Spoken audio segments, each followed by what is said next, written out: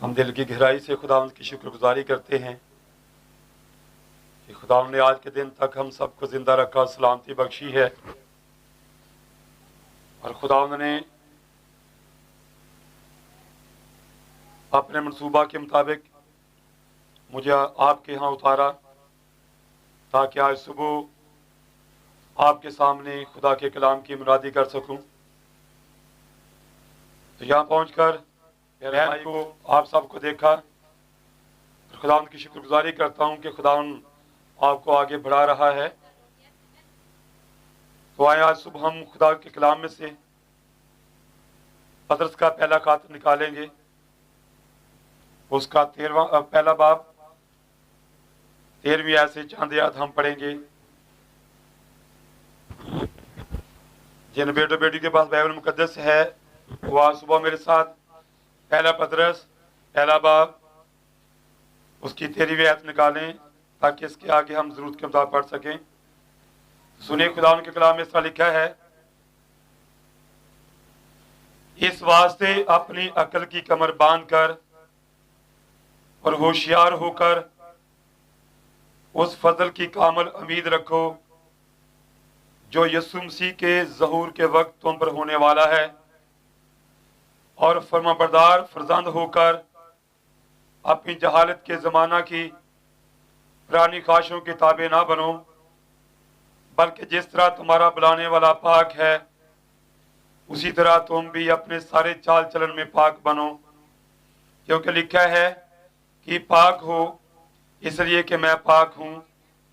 और जबकि तुम बाप कहकर उससे दुआ करते हो जो हर एक के काम के मुवाफिक बगैर तरफदारी के इंसाफ करता है, तो अपनी मुसाफरत का ज़माना खौफ के साथ गुजारो, क्योंकि तुम जानते हो कि तुम्हारा निकम्मा चाल चलन जो बाप दादा से चला आता था उससे तुम्हारी खलासी फानी चीज़ों यानी सोने चांदी के जरिया से नहीं हुई, बल्कि एक बेऐब और बेदाग बर्रे यानी मसीह के बेशकीमत खून से।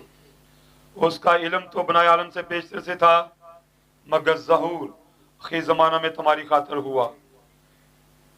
खुदा के कलाम का पढ़ा सुना जाना हम सब के लिए बरकत और तरक्की का बायस बने।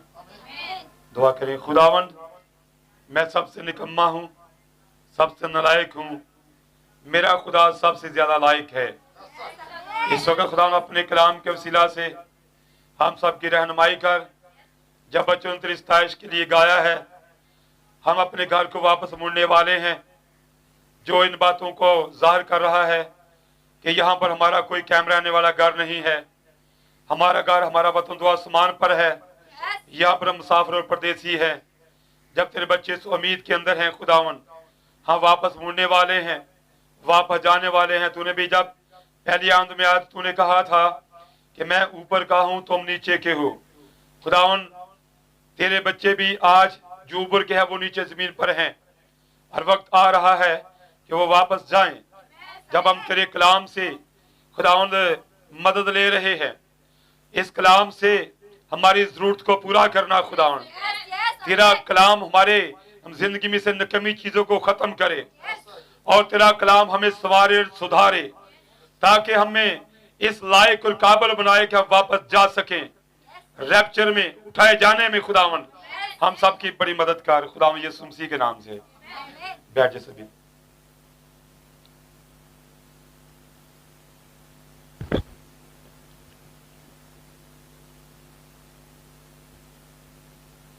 तो हम दिल की गहराई से खुदावंद की शुक्रगुजारी करते हैं आज सुबह के लिए।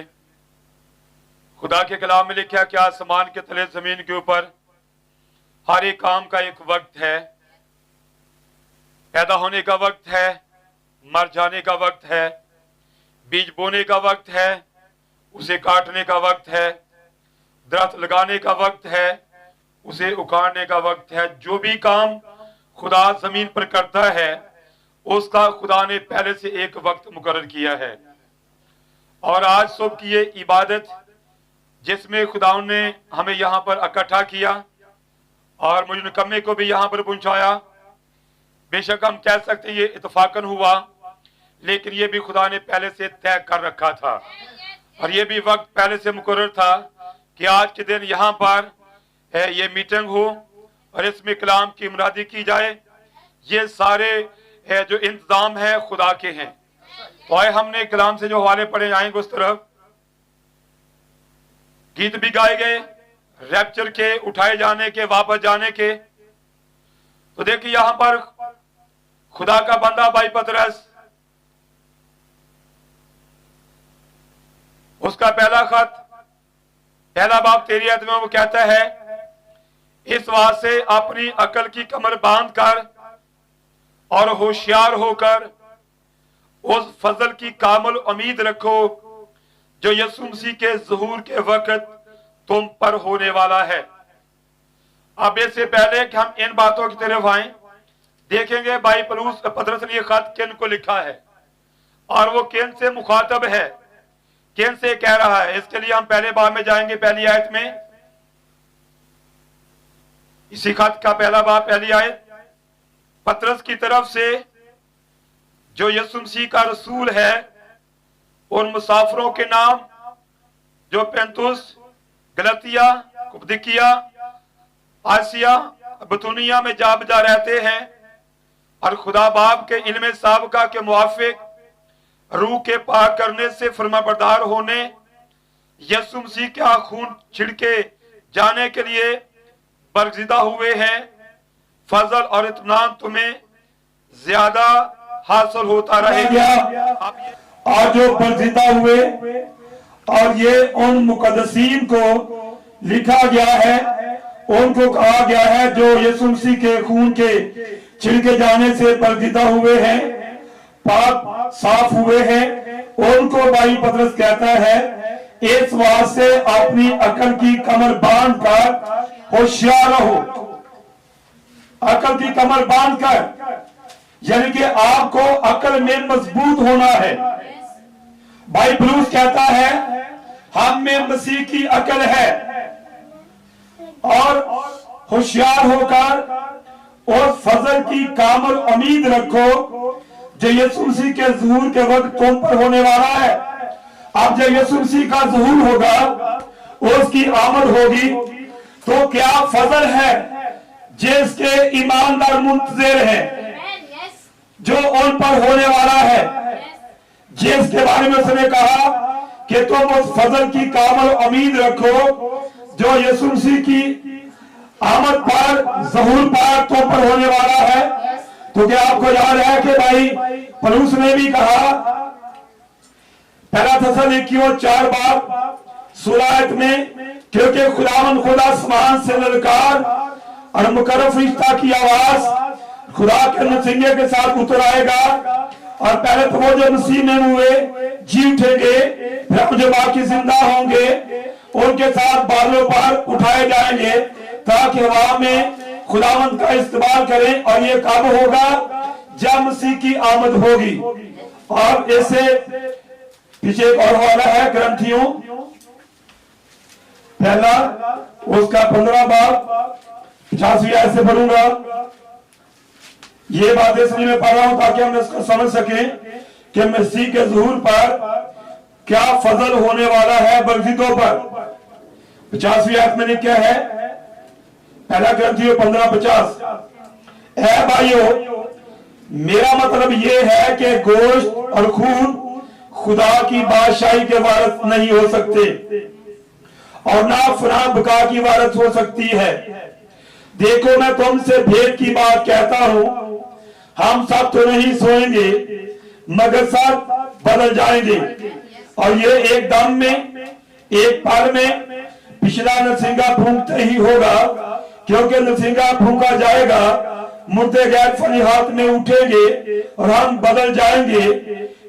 क्योंकि जरूर है कि ये फानी जिस्म बका का जामा पहने और ये मरने वाला जिस्म हयात अब्दी का जामा पहने। जब ये फानी जिस्म बका का जामा पहन चुकेगा, मरने वाला जिस्म हयात अब्दी का जामा पहन चुकेगा, तो वो कौल पूरा होगा जो लिखा है कि मौत फतह का लुकमा हो गई। ऐ मौत तेरी फतह कहाँ रही? ऐ मौत तेरा डंक कहाँ रहा? आप मसीह की आमद पर जो होने वाला है, भाई पौलुस ने भी यहाँ पर कहा कि ऐ भाइयों, मैं तुम्हें भेद की बात कहता हूं, हम सब नहीं सोएंगे। हम सब, अक्सर आपने सुना होगा कि अक्सर खादम ये कहते हैं, इससे पहले भी सब मरे, अभी सब मरेंगे, सब ने जाना है, हर एक ने मौत का मजा चखना है। लेकिन एक हकीकी मसीही ईमानदार इस तरह नहीं कहता, क्योंकि ना तो गुजरे जमानों में सब मरे, ना अब सब मरेंगे। क्या आप बाइबल में देखते नहीं कि जब पर मौत नहीं आई, एलिया ने कहा अलीशा को, जब उसे सवाल किया कि अलीशा तू क्या चाहता है, उसने कहा मैं तेनू का दुगना। उसने कहा अगर तू मुझे आग पर जाता देखे तो तेरे लिए ऐसा ही हो जाएगा। तो फिर एलिया आसमान पर गया है, उस पर मौत नहीं आई और उसका जनाजा नहीं किया गया, उसकी तदफीन नहीं हुई, वो जिंदा उठाया गया। इसके साथ हनूक भी, उस पर मौत नहीं आई और वो जिंदा उठाया गया है, क्योंकि ये दोनों ईमानदार जो हैं, ये किसी बात की तस्वीर हैं। अब इन पर मौत नहीं आई, जब यीशु मसीह की आमद होगी तो पहले तो वो जो मसीह में हुए जी उठेंगे, फिर हम जो बाकी जिंदा होंगे, हम तब्दील होकर उनके साथ बादलों पर मसीह का इस्तेमाल करेंगे। तो क्या तो बदल जाने वाले हैं, उन पर मौत आएगी? नहीं आएगी। तो फिर ये बात जो अक्सर लोग कहते हैं कुल्लो नफ्स ज़ायक़ातुल मौत, हर एक नफ्स ने मौत का मजा चखना है, ये बाइबल के मुताबिक नहीं है। तो भाई कहता पलूस, मैं तुम्हें भेद की बात कहता हूं, हम सब तो नहीं सोएंगे मगर बदल जाएंगे।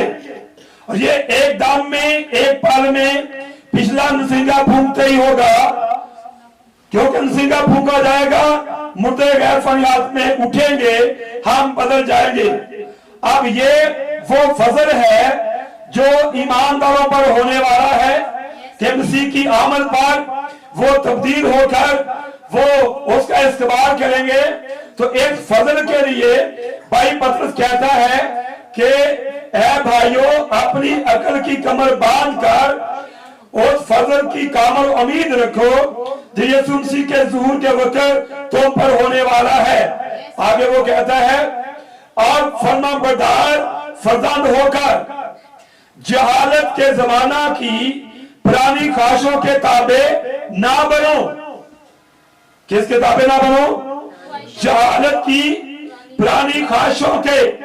जो लोग तौबा करने के बाद, बदफा लेने के बाद भी उनके अंदर ख्वाहिशें पुरानी हैं, उनकी सोच पुरानी है, ख्यालात पुराने हैं, चाल चलन पुराना है, तो अभी वो तब्दील नहीं हुए, वो पुरानी ख्वाहिशों के ताबे हैं।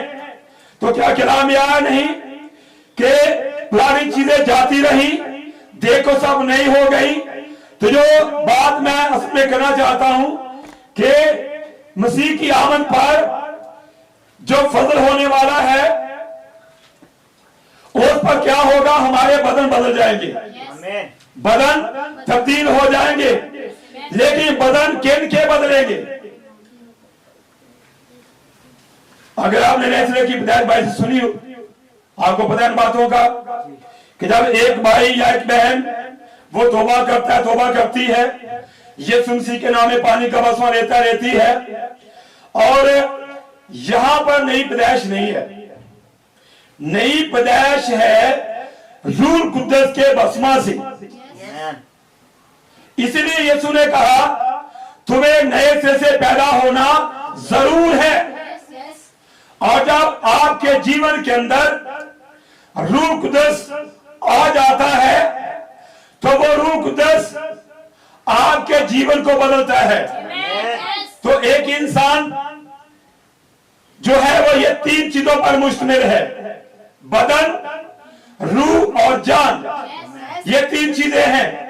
लेकिन जब रूह जान के अंदर जाता है तो रूह कुद्दस के जाने से पहले जान के अंदर गुनाह है। लिखा है जो जान गुनाह करेगी वो मरेगी। दाऊद कहता है ऐ मेरी जान खुदा को मुबारक है, उसकी किसी नेमत को फरामोश ना कर, वो तेरी सारी बदकारी को बख्शता है। इसका मतलब कि जान के अंदर गुनाह है, और जो जान गुनाह कर रही है समझे कि उस जान के अंदर गुनाह है, जान के अंदर सांप है, और वो सांप कब मरेगा, जान से गुनाह कब खत्म होगा, जब रूह कुद्दस आपकी जान के अंदर आएगा। और खुदा एक बसम करने वाली आग है, जब रूह कुद्दस आपकी जान के अंदर आता है तो आपकी जान में जो सांप है, सांप का क्या काम है? सांप नंबर 1 वो उसकी चाल टेढ़ी है, इसके बाद सांप का काम है डसना, किसी को नुकसान करना, किसी को दुख देना। और ये सांप का काम है, जब तक हमारी जिंदगियों में गुनाह है, सांप है, हमारी चाल टेढ़ी रहेगी, हमारी जिंदगी में गुनाह होगा, हम दूसरे को दुख देंगे, हम डसेंगे। लेकिन जब रूह कुद्दस हमारी जान के अंदर आ जाता है, फिर वहां से रूह कुद्दस सांप को भस्म कर देता है, गुनाह खत्म हो जाता है।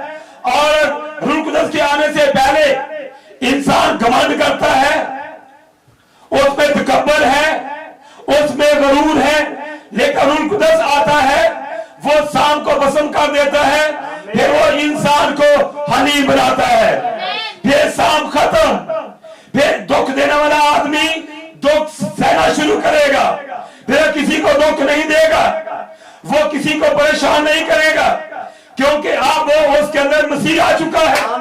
और मसीह जो है, आप अगर में पढ़ी हो भजन का मैसेज उस दिन कलवरी पर, तो नबी कहते हैं जब आप कलवरी के मुकाम पर आते हैं, मसीह का जीवन हासिल करते हैं, तो मसीह ने अपने लिए जिंदगी नहीं गुजारी, उसने दूसरों के लिए जिंदगी गुजारी है। और फिर आप भी जमीन पर दूसरों के लिए जिएंगे, रूहों को बचाने के लिए।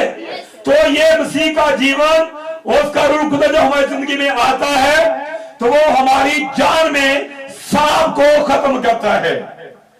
तो जब सांप खत्म हो जाता है, वहां पर रूह खुदा आ जाता है, फिर हमारी जान बदल जाती है, फिर वो जान गुनाह नहीं करती। तो फिर जान बदलने के बाद हमारी रूह भी बदल जाती है। इसके बाद तब्दीली अंदर से शुरू होती है, अक्सरियत बाहर से बदलती है। वो बज़ाहिर तो ईमानदार है, लेकिन उसका जीवन तब्दील नहीं हुए। अक्सरियत ऐसी है, वो गीत गाते हैं, दुआ करते हैं, इबादत करते हैं, लोगों को ज़ाहिर करे हम ईमानदार हैं, लेकिन उनका जीवन अभी भी पुराना है, उनमें बातें पुरानी हैं, सोच ख्यालात पुराने हैं, क्योंकि अभी तक रूह कुद्दस के जीवन में नहीं आया। रूह कुद्दस हम जब अंदर आता है तब तब्दीली होती है। यीशु ने कहा हम साथ में तुम्हारे अंदर हूंगा, उसने कहा उस रोज तुम जानोगे, तुम मुझ में, मैं तुम में। और आज जो दौर वक्त है, ये यीशु मसीह का हमारे अंदर होने का टाइम है। जब हमारे अंदर होगा तो फिर हमारे काम भी मसीह जैसे होंगे, हमारा उठना बैठना मसीह जैसा होगा, और हमारी जान बदल जाएगी, हमारा रूह भी बदल जाएगा।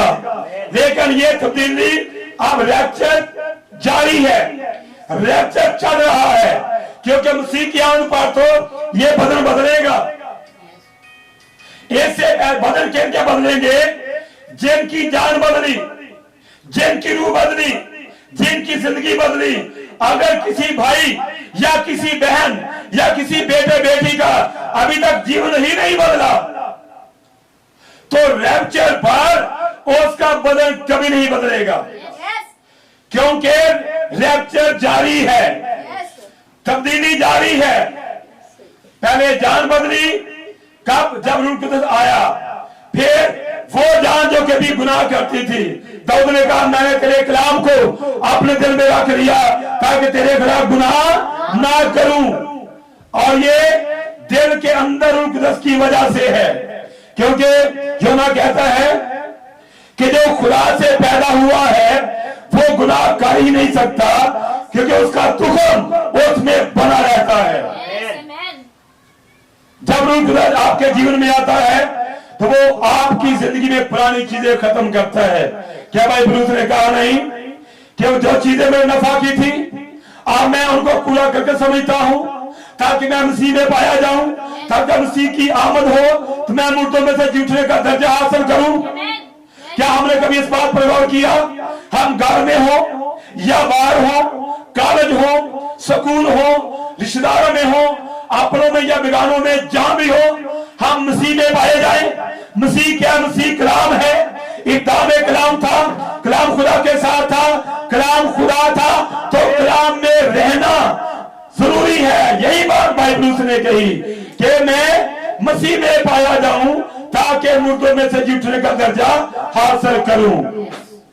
और जिन्होंने नई पैदाइश पाई है, रूह को पाया है और उनका जीवन बदल गया है, अब उनके बदन मसीह की आमद पर तब्दील होंगे। अगर किसी की आज जिंदगी नहीं बदली तो मसीह की आमद पर उसका जिस्म भी कभी नहीं बदलेगा। देखिए अब बनी इस्राइल मुल्क मिस्र से निकले थे, वो बादल के नीचे थे, खुदा दिन को बादल, रात को आकर खून बांध कर उनके आगे चलता था। लेकिन वो पुरानी पीढ़ी जो मिस्र से निकली थी, क्या वो सब चले गए वादे की सरजमीन में? नहीं गए। क्यों? इसलिए कि वो मिस्र से तो बाहर आए, अभी भी वो बुत परस्ती कर रहे थे, अभी भी मिस्र उनके अंदर था। पुरानी पीढ़ी में सिर्फ दो ही वहां पर गए थे, वो कौन थे? यशूआ और कालेब।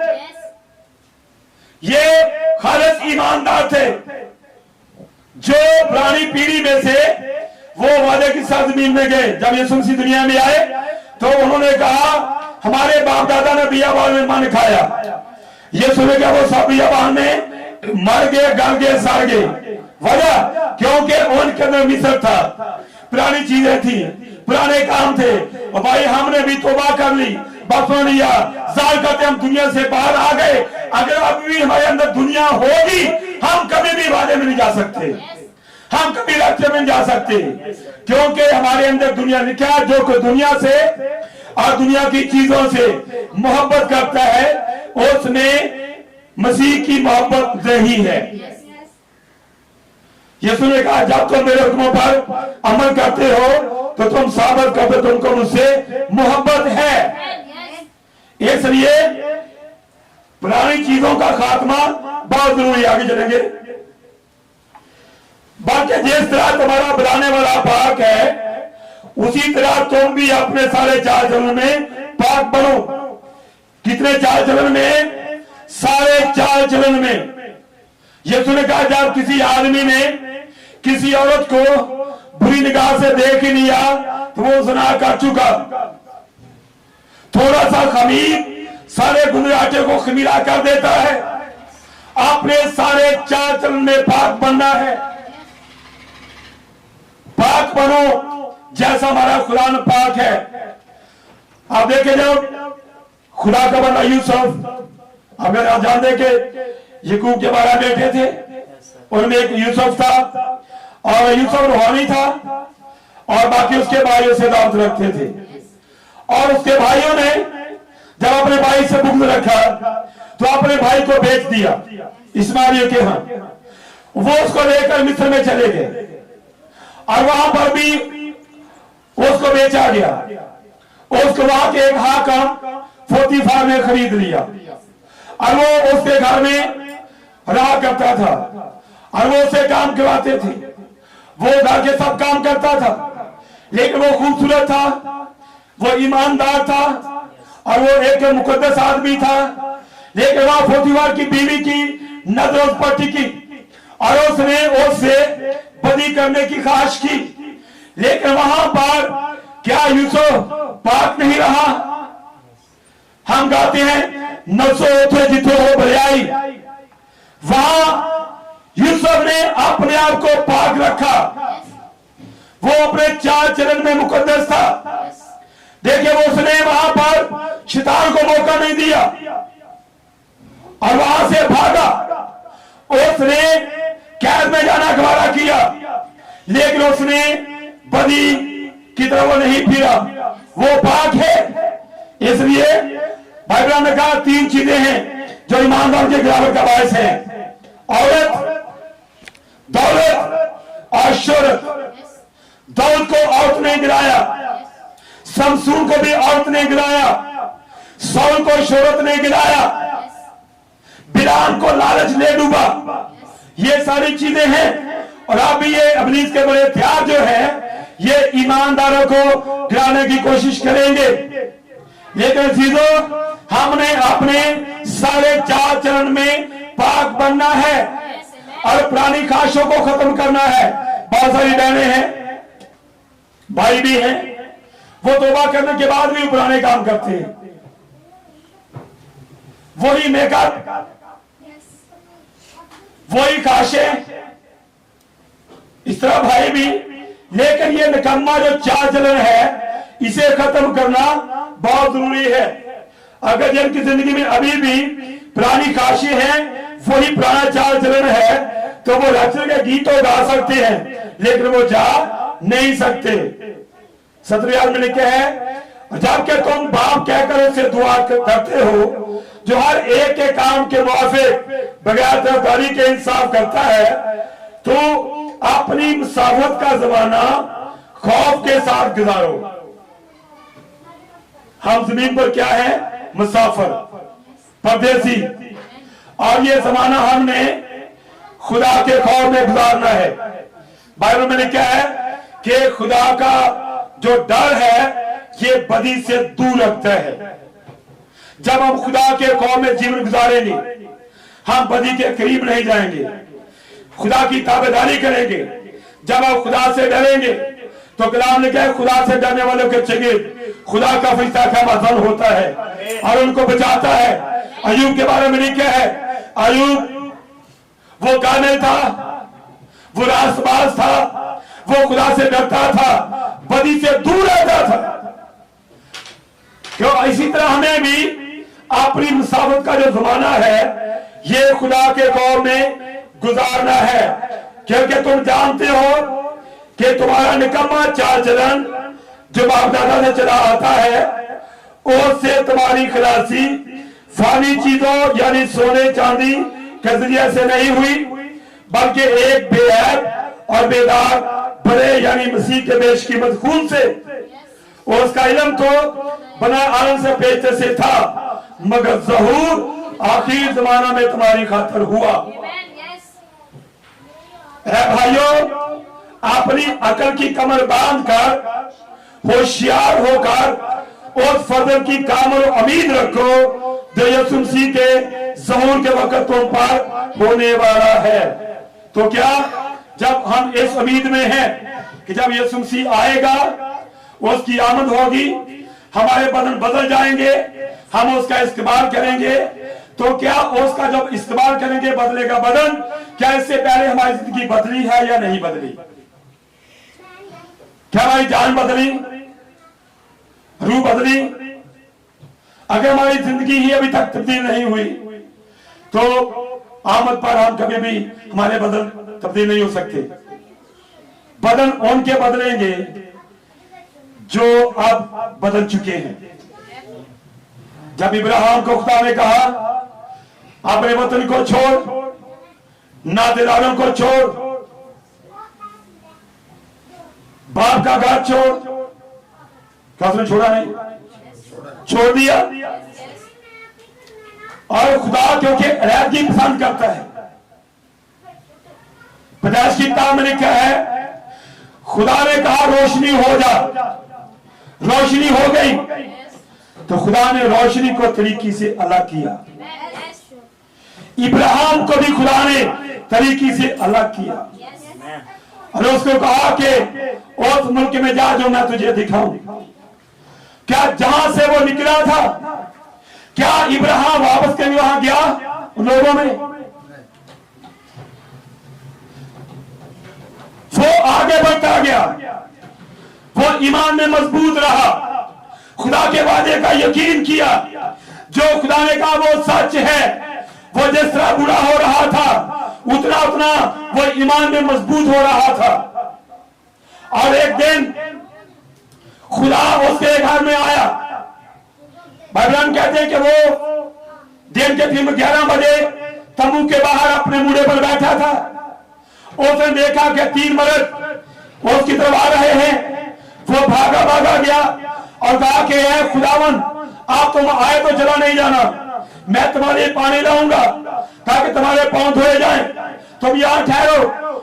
उसने कहा जैसा तू कहता वहां वैसे कर। तो वहां उसने पानी लाकर पांव धोए और सास का फुलके बना, बछड़ा लिया, ज़बह किया और फिर उनको खाना देकर पास खड़ा हो गया। और वहां पर खुदा ने कहा कि इब्राहिम सारा कहाँ है? कहता खुदा आप पीछे तंबू में। तो खुदा ने कहा कि मौसमी बहार में मैं तेरे पास आऊंगा, तेरी बीवी सारा का बेटा होगा। अब ये बेटे का वादा खुदा ने किया था इब्राहिम से कि तेरा बेटा सारा से होगा। अब वक्त आ चुका था कि वो वादा पूरा हो। तो बेटे को रिसीव करने से पहले, बेटे को पाने से पहले खुदा जिस्म में उनके पास आया और उससे कहा मौसम बहार में मैं तेरे पास आऊंगा और जो मैंने वादा किया वो पूरा होगा, यानी कि बेटा मिलेगा तुझे। हमारे साथ भी एक वादा है कि जब यीशु मसीह की आमद होगी हम उसको देखेंगे, हम उसका इस्तकबाल करेंगे। और इसहाक को पाने से पहले इब्राहिम का बदन बदल गया, सारा का बदन तब्दील हुआ।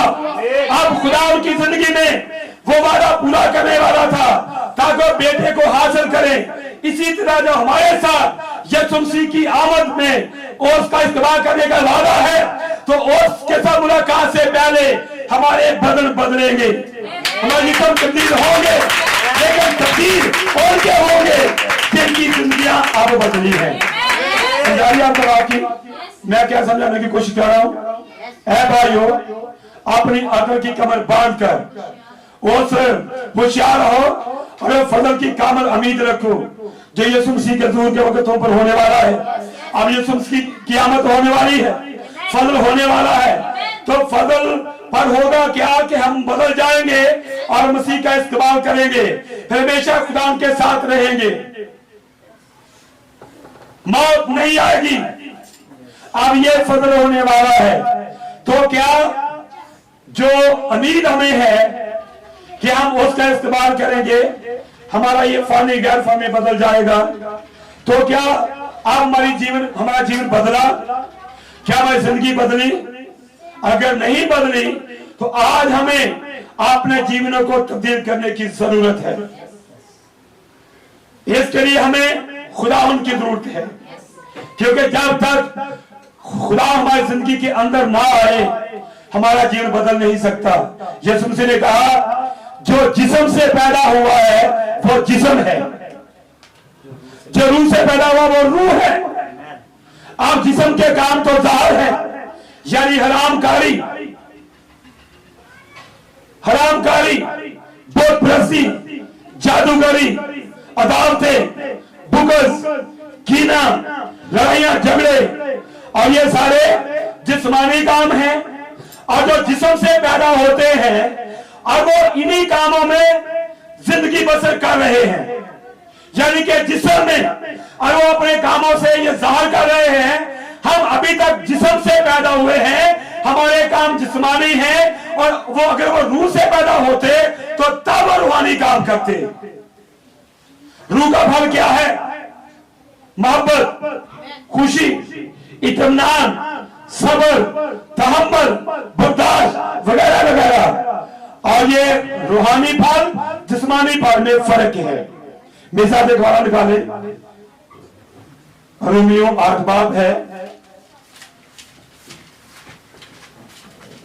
रोमियो 8 बाब उसकी 5वीं आयत में पढ़ूंगा। क्योंकि जो जिस्मानी है वो जिस्मानी बातों के ख्याल में रहते हैं। जिस्मानी के ख्याल में रहते हैं, जिस्मानी ख्यालों में।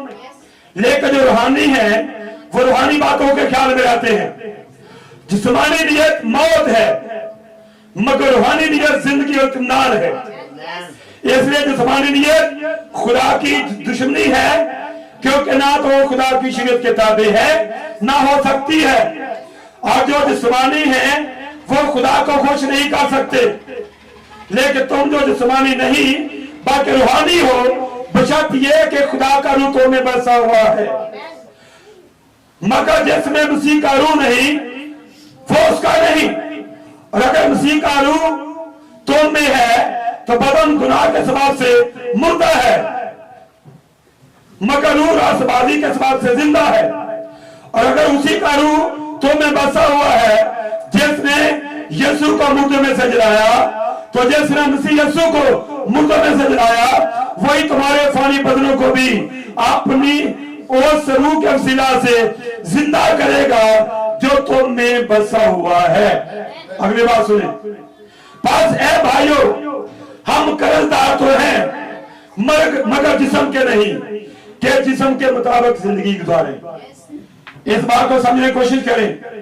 भाई ब्लूज कहता है, ए भाइयों, हम कर्जदार तो हैं मगर जिस्म के नहीं, कि जिस्म के मुताबिक जिंदगी गुजारें।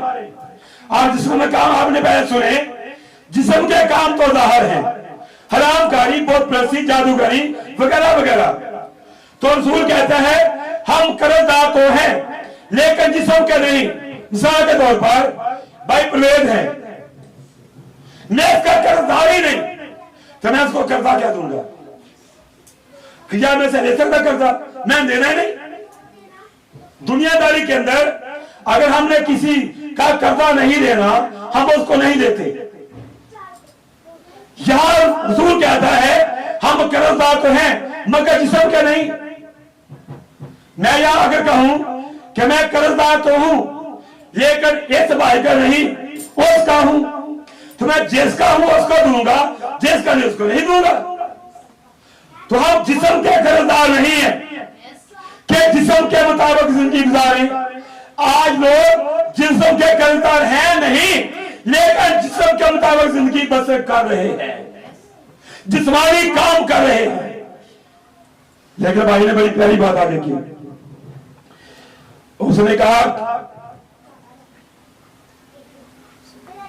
13वीं आयत, क्योंकि मगर तुम जिस्म के, अगर तुम जिस्म के मुताबिक जिंदगी गुजारोगे तो जरूर मरोगे, और अगर रूह से बदन के कामों को नेस्त नबूद करोगे तो जीते रहोगे। दो बातें हैं, अगर हम जिस्म के मुताबिक जिंदगी गुजारेंगे फिर मरेंगे। अगर रूह कुदरत से अपनी जिंदगी से जिस्मानी कामों का खात्मा करेंगे फिर हम जीते रहेंगे। यीशु ने कहा मैं जिंदा हूं तुम भी जिंदा रहोगे। और जी उसने कहा मैं इसलिए आया लोग जिंदगी पाए, कसरत की जिंदगी पाए। और उसका इंसान रोटी से जीता ना रहेगा बल्कि उस बात से जो खुदा के मुंह से निकलती है। तो जिंदगी खुदा के कलाम में है। जब कलाम में जिंदगी में आता है हमें जिंदगी मिलती है, और कलाम का जिंदगी में आना वो जिस्मानी कामों का खात्मा करता है। और जब हम अपनी जिंदगी से जिस्मानी कामों का खात्मा करेंगे रूह कुदरत से, तो आप जीते रहेंगे। क्योंकि क्या खुदा के बेटे वो हैं जो उनकी हिदायत से चलते हैं। है भाइयों, अपनी अकल की कमर बांधकर होशियार रहो और फजल की कामिल उम्मीद रखो जो यीशु मसीह का ज़हूर के वक्त तुम पर होने वाला है। तो वो ज़हूर जो होने वाला है उस पर ईमानदार पर एक फजल होगा। ईमानदार दुनिया में से गायब होने वाले हैं, वो दुनिया से जाने वाले हैं। जैसा गीत भी गाए हम अपने घर को वापस लौटने वाले हैं। बच्चों ये होने वाला है, लेकिन क्या हमने अपने आप को इसके मुताबिक तैयार किया है या नहीं किया? अगर नहीं किया तो आज हमारे पास वक्त है। यीशु मसीह ने कहा तुम्हारी कमरें बंदी रहे, तुम्हारे चिराग जलते रहे, और तुम उस नौकर की मांद बनो जो अपने आका की राह देखता है कि जब मेरा आका आएगा दस्तक देगा मैं फौरन उसके द्वारा खोल दूंगा। इसलिए अपने आप को तैयार करें। बाइबल ने एक मैसेज में कहा कि जब आप एक जगह दूसरी जगह पर जाते हैं तो आप रेलवे स्टेशन पर जाते हैं, वहां पर आपने गाड़ी में सवार होना है, तो गाड़ी के आने से पहले क्या होता है, वहां पर एक ऐलान होता है कि लाला मूसा से गाड़ी आगे जाने वाले जो मुसाफिर हैं वो प्लेटफॉर्म 2-3 पर आ जाएं। भाई बड़ी प्यारी शादी के गाड़ी में सवार होने से पहले हमारे पास टिकट होता है ताकि हम एक जगह से दूसरी जगह जा सके। ये टिकट एक टोकन है। जब आप लाहौर से सरगोदा जाएं तो आप जाकर वहां खिड़की से एक टोकन लेते हैं और वो टोकन लेकर बस में बैठ जाते हैं तो वो चेक करने वाला आपसे किराया नहीं मांगता, वो आपसे टोकन दिखाओ, आप टोकन देते हैं, वो टोकन देकर और वो समझ आता है इसकी कीमत अदा हो चुकी, अब ये लाहौर से सरगोदा जा सकता है क्योंकि उसके पास टोकन है।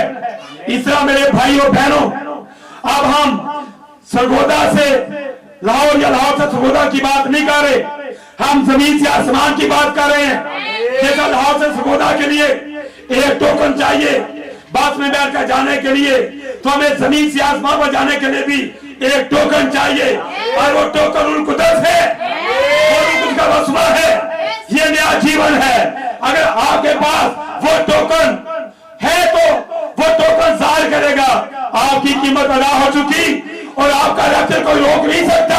मसीह के ज़हूर पर आप लोगों को फजल होगा कि आप जमीन से ऊपर जाएंगे क्योंकि आपके पास टोकन है, आपके पास उनकुदस है, आपने नया जीवन पाया है, आपने नई पैदाइश की है, हासिल की है, आपने मखलूक है, पुरानी चीजें जाते रही हैं, आपका नया चाल चलन है, आपकी जिंदगी बदल गई है, आपके ख्यालात बदल गए हैं, आपका जीवन बदला है। मसीह की आमद पर आपका बदल बदलेगा और आप रास्ते में चले जाएंगे। इसलिए अजीजों, अकल की कमर बांधकर होशियार रहो और फजल की कामल उम्मीद रखो जो तुम पर होने वाला है। समझानी बात कहूंगी, रैप्चर तो सब गीत गाते हैं, लेकिन इसके लिए हमारी रफ्शी, हमारी जिंदगी की तब्दीली बहुत जरूरी है। अगर अब हमारी जिंदगी नहीं बदली तो मसीह की आमद पर कुछ भी नहीं होगा हमारे साथ, हमारा रैप्चर नहीं होगा क्योंकि अभी जिंदगी नहीं बदली। तो ये बदल कैसे बदलेगा? बदल की तब्दीली उनकी है जिनका अब जीवन तब्दील हो चुका है, जो दुनिया से अलग हो चुके हैं, जिन्होंने दुनिया को छोड़ दिया है और मसीह को अपना लिया। आखिरी बात करूंगा,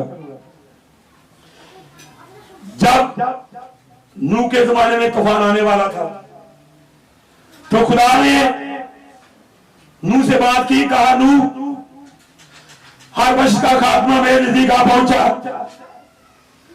और मैं तुझे ये कहते कश्ती बना। अब उसने कश्ती बनाना शुरू की, 120 साल तक वो मुनाफी करता रहा। जब वक्त करीब आ गया कि दुनिया की अदालत हो तो नूह से कहा कि अपनी फैमिली को लेकर कश्ती के अंदर आ जा। सारी दुनिया में से ये 8 जिंदगियां कश्ती में गई।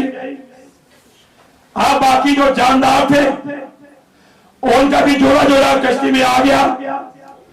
आप देखें, इससे पहले शेर, चीता, भेड़िया, ये जो चीर फाड़ करने वाले जानवर हैं, ये कश्ती से जब बाहर थे तो इनकी फितरत और थी, लेकिन जब वो कश्ती के अंदर आ गए वहां पर ये इकट्ठे हैं, वहां गाय है, वहां बैल है, भेड़ है, बकरी है, वहां शेर है, चीता है, भेड़िया है, लेकिन कश्ती के अंदर आने पर इन्होंने एक दूसरे का नुकसान नहीं किया।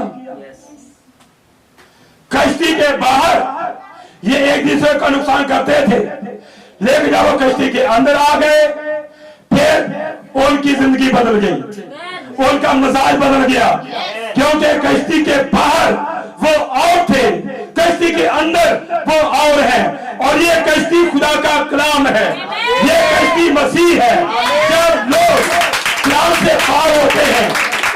जिंदगी और होती है जब वो कलाम के अंदर आ जाते हैं, उनकी जिंदगी और होती है। और जितनी भी जिंदगियां कश्ती के अंदर आ गई, फिर तूफान आया, फिर पुरानी दुनिया खत्म हो गई, फिर दूसरी दुनिया का आगाज हुआ। तो दूसरी दुनिया में कदम किन लोगों ने रखा? जो पहली दुनिया में कश्ती के अंदर आए थे, नूह की फैमिली और वो जानदार, जब ये पहली दुनिया में थे, यही कश्ती में आए थे। फिर जब दूसरी दुनिया का आगाज हुआ तो इन्होंने ही नई दूसरी दुनिया में कदम रखा। हम दूसरी दुनिया में रह रहे हैं। पहली दुनिया नूह वाली, दूसरी मौजूदा जिसमें हम हैं, अब इसका भी खात्मा है। क्या पता खात्मे लिखा नहीं, मिथा वाला निकालेगा। पतरस दूसरा है, उसका तीसरा बाब लिखा 10वीं आयत में, लेकिन खुदा का दिन चोर की तरह आ जाएगा और दिन आसमान बड़े शरों से बर्बाद की हो जाएंगे। इजराम फलक हालात की शिद्दत से पिघल जाएंगे, जमीन और उसके काम जल जाएंगे। जब ये सब चीजें इस तरह पिघलने वाली हैं, तो तुम्हें पाक चाल चलन और दीनदारी में कैसा कुछ होना चाहिए। खुदा के उस दिन के आने का कैसा कुछ मुंतजर मुश्ताक रहना चाहिए, जिसके बायस आसमान आग से पिघल जाएंगे, जामे फलक हालात की शिद्दत से गल जाएंगे। लेकिन उसके वादा के मुआफिक हम नए आसमान और नए जमीन का इंतजार करते हैं, जिनमें रासबाजी बची रहेगी। मुकाशा की बात में लिखा है, नया आसमान होगा, नई जमीन होगी। पुराना आसमान पुरानी जमीन जाती रही, अब आसमान नया होगा, जमीन नहीं होगी। तो भाइयों बहनों, उसमें बसने वाले भी नए होंगे, वहां पुराने नहीं जाएंगे। यही तो मैं कह रहा हूं बात आपको कि जिनकी जिंदगियां अभी पुरानी है, जिनके जीवन अभी पुराने हैं, वो कैसे रैप्चर में जाएंगे? वो कभी नए समान नई जमीन में कदम नहीं रख सकते, क्योंकि अभी तक वो पुराने हैं। और जो कश्ती में आए थे पहली दुनिया में, कश्ती कलाम है, उन्होंने ही दूसरी दुनिया में कदम रखा। आज जो दूसरी दुनिया के अंदर जितने लोग कलाम में आएंगे, वही तीसरी दुनिया में कदम रखेंगे। है भाइयों, अपनी अकल की कमर बांधकर होशियार रहो और उस फजल की कामल उम्मीद रखो जो तुम पर होने वाला है। तो क्या हम होशियार हैं? कलाम हमें होशियार करता है, कलाम हमें होशियार करता है। क्या हमारी जिंदगी के अंदर अभी भी कोई चीजें चल रही है जो हमारे रस्ते में रुकावट का बायस है, और उस फजल को जो होने वाला है उसमें हम कमजोर है, तो अभी हमको अपने आप को तैयार करने की जरूरत है कि जब यीशु मसीह का ज़हूर होगा, फजल होगा, वो बदल जाएंगे, मसीह का इस्तेमाल करेंगे। तो इसके लिए अभी हमें नए जन्म की जरूरत है, नई जिंदगी की जरूरत है, अभी हमें दुरुस्त होने की जरूरत है, अभी हमें अपने खुदावंद की जरूरत है जो हमारे अंदर आकर हमारी जिंदगी को बदले। इसलिए यीशु मसीह जानता है कौन मेरे हैं। इसलिए कलाम मुकद्दस में हमने पढ़ा कि जिसमें मसीह का रूह नहीं, वो मसीह का वे। मसीह अपनों को पहचानता है। अब अगर हमारी जिंदगियां नहीं चेंज हुई, हमें अपनी जिंदगी को चेंज करने की जरूरत है। और ये जिंदगी चेंज कैसे होती है? रूह कुदरत से। अभी मेरी जिंदगी में एक और बात आई, आपने कोयला देखा है? कोयला, लकड़ का कोयला, तो आप उसको पानी में जितना धोए, साबुन लगाकर धोए, सर्फ से धोए, कभी वो बदलेगा नहीं। कौन बना? कोयला। पानी के बस में आप 50 ले लें, आप बदल नहीं सकते। कोयले को जितना भी पानी में डुबाए, वो बदलेगा नहीं। कोयले की तब्दीली के लिए आग की जरूरत है। जब वो कोयला आग में जाता है, उसकी रंगत बदल जाती है, वो तब्दील हो जाता है। इसी तरह आपकी जिंदगी की तब्दीली भी आग से है, और वो आग रूह कुदस है। रूह कुदस आपके अंदर आएगा, तब आपकी जिंदगी तब्दील हो जाएगी। और रूह कुदस का आपके जीवन में आना, ये एक मोहर है कि आप खुदावन के हो, तो जब उसकी आमद होगी वो अपनों को लेने के लिए आ रहा है। उसने कहा मैं जाता हूं तुम्हारी जगह तैयार करूं। मेरे बाप के घर में बहुत सारे मकान है, अगर ना होते तो तुमको क्या देता। अब वो चला गया, 2 साल हो चुके, अब वो आने वाला है। उसने जगह तैयार की, तो क्या हम तैयार हैं? हम आसमान पर उड़ने वाले हैं, तैयार है ना? अगर नहीं तैयार, आप अपने आप को तैयार कीजिए। निकम्मा चाचना खत्म करें, पुरानी ख्वाहिशों को खत्म करें और नए मखलूक बने। खुदा को अपनी जिंदगी में आने दे। मैंने ये भी कहा था कि वो कहता है कि देख मैं दरवाजे पर खड़ा खट जाता हूँ। वो कौन सा दरवाजा है? हमारे दिल का है, क्योंकि उसके रहने के लिए जगह हमारा दिल है। जब हमारे दिल में आएगा हमारी जिंदगी बदलेगी। जब उसकी आमद होगी हमारे बदन बदलेंगे, हम उसका इस्तेमाल करेंगे। खुदा आपको बरकत दे।